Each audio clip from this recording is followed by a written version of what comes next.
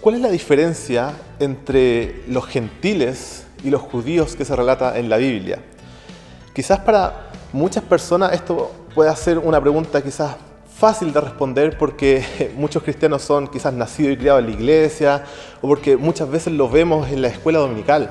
Pero puede ser el caso de que tú te estés preguntando cuál es la diferencia cuando leo en las Escrituras, leo los Evangelios, ¿a quién les habla acerca de los judíos o los gentiles? Bueno, una respuesta rápida y un poco general relacionada con esto lo vamos a explicar en dos partes. En primer lugar, Dios en su soberanía, en su gracia, decide crear un pueblo en el Antiguo Testamento.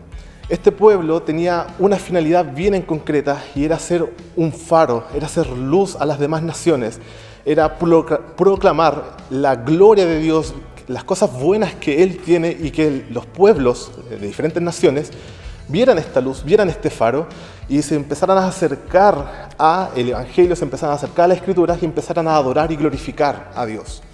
Este pueblo, el pueblo de Israel, es creado en el Antiguo Testamento. Luego, en el Nuevo Testamento, este pueblo, también el pueblo de Israel, empieza a tener otro título, empieza a tener otro nombre y empiezan a ser llamados los judíos.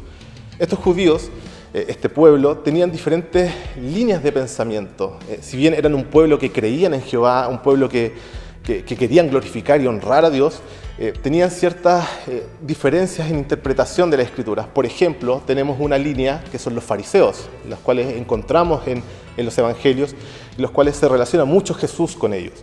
Tenemos otra línea, por ejemplo, que son los saduceos, los cuales no creían en cosas tan milagrosas como la resurrección, etc. Por lo tanto, lo importante en entender es que los judíos y el pueblo de Israel son un pueblo, son un grupo al cual se les escribe en las Escrituras y que tienen ciertas características, principalmente podríamos asociarlos a un tema sanguíneo. Y por lo tanto, hablamos de gentiles con todas las otras personas que no son parte de esta clasificación de este grupo, otros pueblos, por decirlo de alguna manera. Ahora, para temas prácticos, nosotros cuando leemos la Escritura también podríamos sentirnos aludidos cuando se habla acerca de los judíos o cuando se habla acerca de los fariseos, etc. Y quiero dar un ejemplo muy en concreto. Cuando leemos el libro de los Romanos, el libro tiene un tema central que es la salvación. ¿Por qué debemos ser salvos? ¿Cómo se obtiene esta salvación? ¿Qué implica esta salvación? Etcétera. Todo eso lo encontramos en el primer capítulo. Y en los textos siguientes, el capítulo 1 y el capítulo 2, Pablo empieza a explicar por qué nosotros necesitamos esta salvación. Y primero le habla a los gentiles, a los que no son del pueblo de Israel.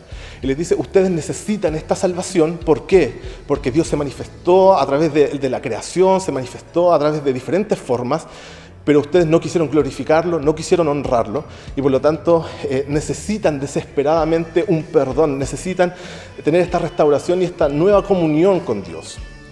Después en el capítulo 2, Pablo les escribe a los judíos y les dice, ustedes no son distintos a los gentiles, porque ustedes tenían la Escritura, Dios se reveló con ustedes, Dios mostró toda la información que ustedes necesitaban para comprender que necesitan perdón, necesitan arrepentimiento y por lo tanto necesitan esta salvación, necesitan el Evangelio.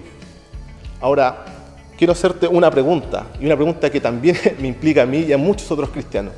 ¿Quiénes son hoy día los que tienen la Escritura?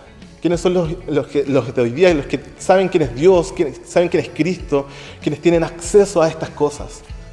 Si nosotros leyéramos el capítulo 2 de Romanos, si bien les habla a los judíos para un tema práctico, para un tema aplicativo, también podríamos vernos aludidos tú y yo.